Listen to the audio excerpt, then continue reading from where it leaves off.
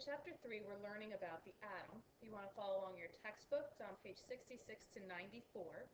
And what it starts off talking about is kind of philosophical ideas of the atom that then go into basically our scientific theory that we believe now.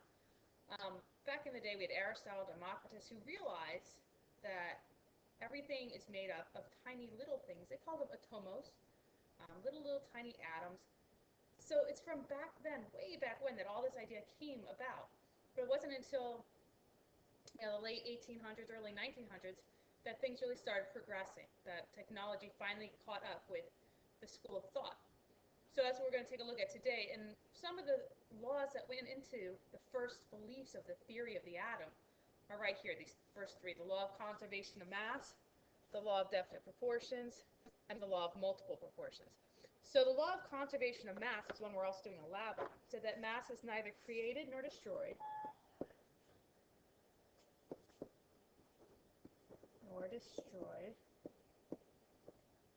in an ordinary chemical reaction.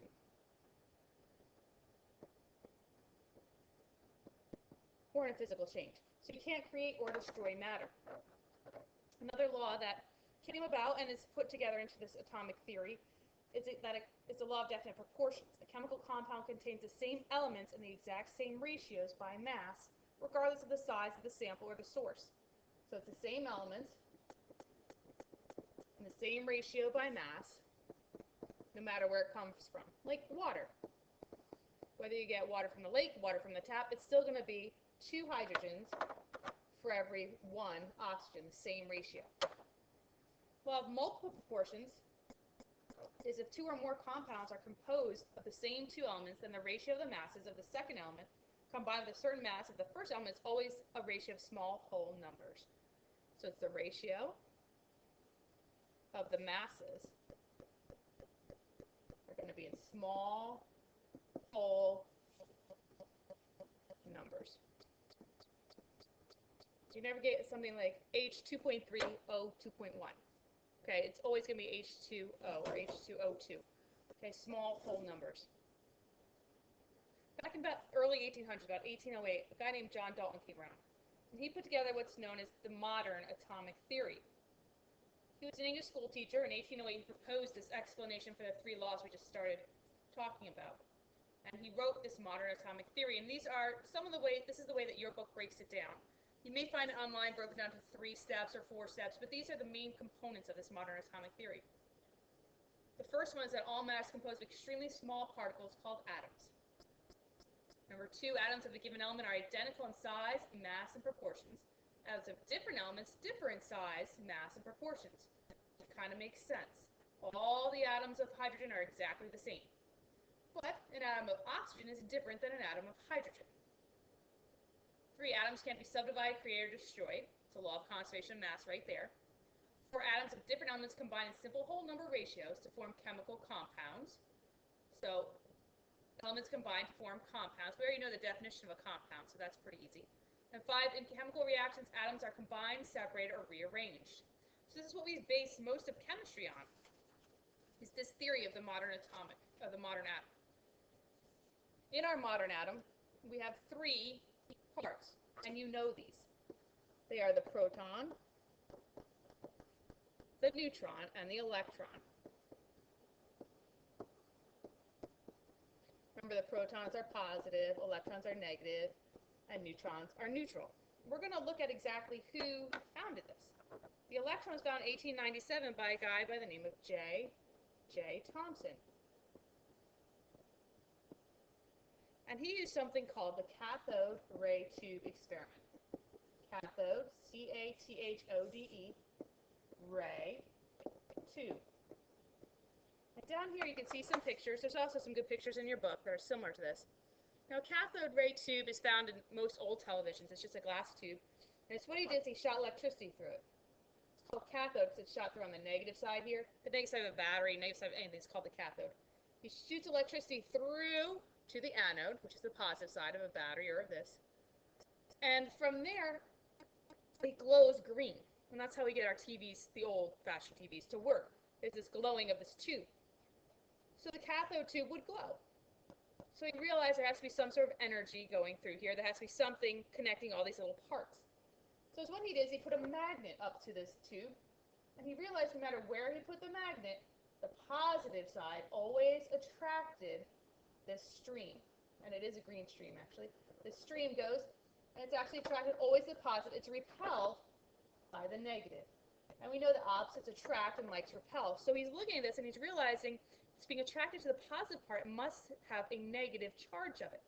So it must be negative. So atoms must have a negative portion to them. Otherwise, they wouldn't be attracted positive at all. They just keep going straight.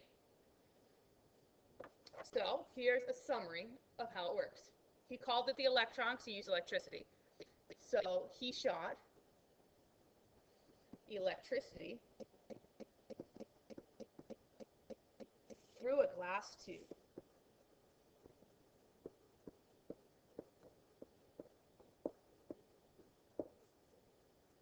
The negative stream always went towards the positive force. The negative stream always went toward a positive force.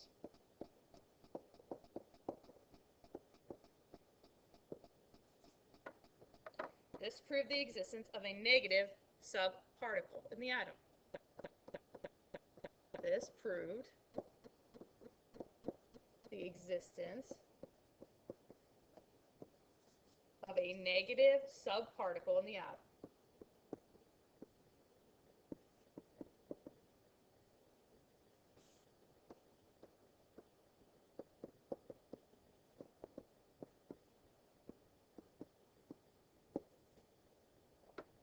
He called it the electron. See, he used electricity to find it. He called it the electron. So that's one of our subatomic particles. Subatomic meaning within the atom. Particle meaning part. The electron. Now the proton was discovered. Let's see this. The electron was 1897.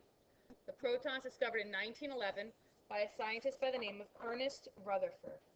E-R-N-E-S-T, Rutherford. And he put together an experiment called the gold foil experiment. That's gold, G-O-L-D, gold foil experiment. Let me go to the next page to show you a picture of what's going on here. So basically he has this lead block. And just like X-rays, he used the lead block to kind of give a direction to these alpha particles. Alpha particles is a form of radioactive decay. So it's radioactive energy he's shooting at a piece of gold foil. Now he uses the lead block so he can direct it only through this small opening. Just like when you get X-rays or something done, they use lead to block spots they don't want the radiation to go. Well, he doesn't want the radiation to go all over. He just wants it to go out this one little spot. Now at first, after Thomson's big idea, they put together something called the plum pudding model of an atom. And what it basically said was that there are positives and negatives, and they are all scattered all over the atom. Okay?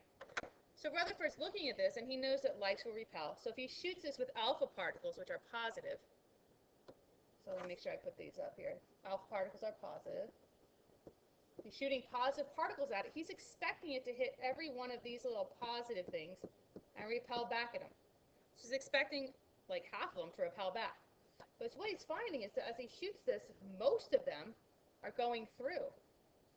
Only 1 in 8,000 are deflected back. So of course he thought he did it wrong. He does it over and over and over again.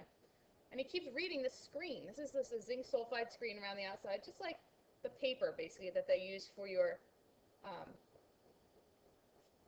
X-rays. It actually just shows you where the radioactivity is hit. So he's watching it, and he's getting most of them coming over here, and it's not what he expected at all. So what he hypothesized is that most of the atom is empty space. I know you can't see these circles, so I'm putting them in. So as he shot these alpha particles, He's just shooting them, and most of them are going straight through. Once in a while, it hits this positive nucleus and bounces off. Once in a while, it comes right back at him. But usually, they're all going straight through. So not only did he figure out there has to be a positive because something's being repelled, but he found out that there's a nucleus to our atom. There's a positive center. There's one point that's more positive than the rest. So in Rutherford's version of the atom, we have the positives in the middle, and we have negatives all around the outside. And that's more the version we are dealing with these days, is that the positives are all in the middle. So let me go back a page and just summarize that for you. He used gold foil experiment. He shot positive alpha particles at a sheet of gold foil. He shot positive alpha particles at a sheet of gold foil.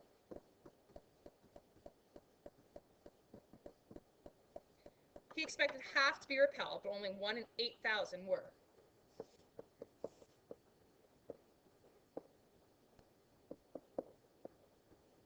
Expected half to be repelled,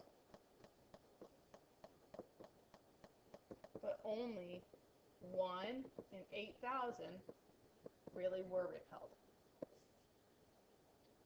This proved the existence of a positive particle, which he called the proton, and the nucleus. This proved the existence of a positive particle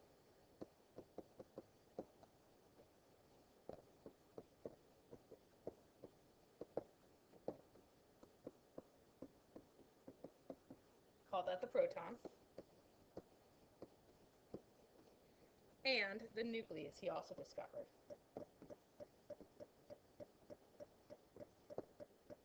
So we've got the proton and the neutron.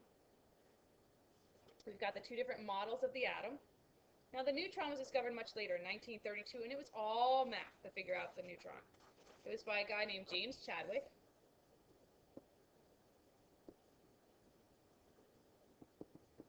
That's an A, Chadwick.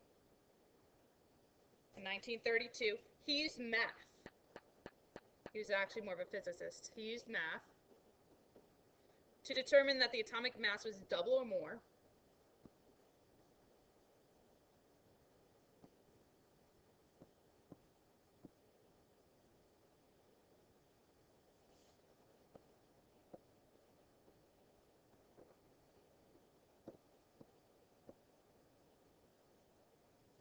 The number of protons.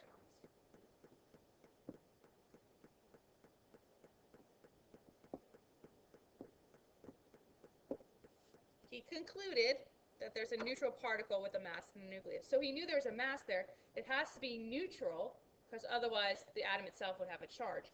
So, because the positives and negatives already cancel each other out, so the next particle has to be neutral. So he concluded that there's a neutral particle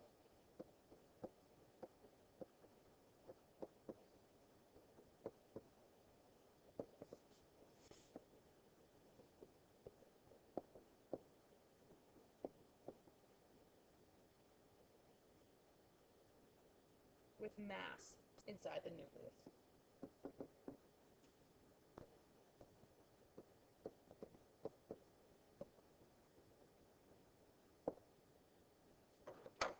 So here's a little critical thinking for you. Of the three subatomic particles, which one gives the identity to the element and why? Think about it. You've got protons, neutrons, electrons. Which one tells you what element we're talking about? The answer is the proton. And the reason why is because it is the atomic number.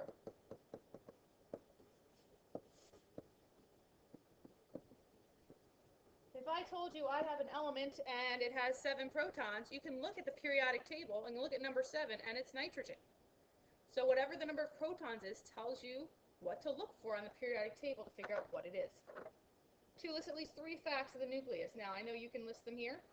I'll list a few, of course. You can add to them. You can write your own. If you don't like mine, that's fine. Write yours. It's positive. And that's because it only has protons and neutrons.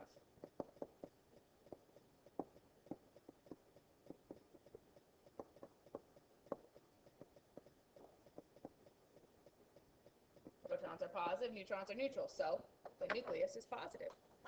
2, from what we know so far, it's in the center of the atom. We know it's at least in one certain spot. We're going with the center.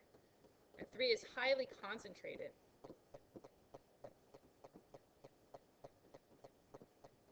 What I mean by that is it's very small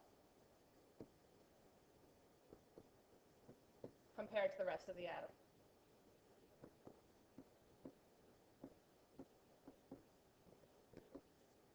And finally, we can also say that it contains the atom's mass.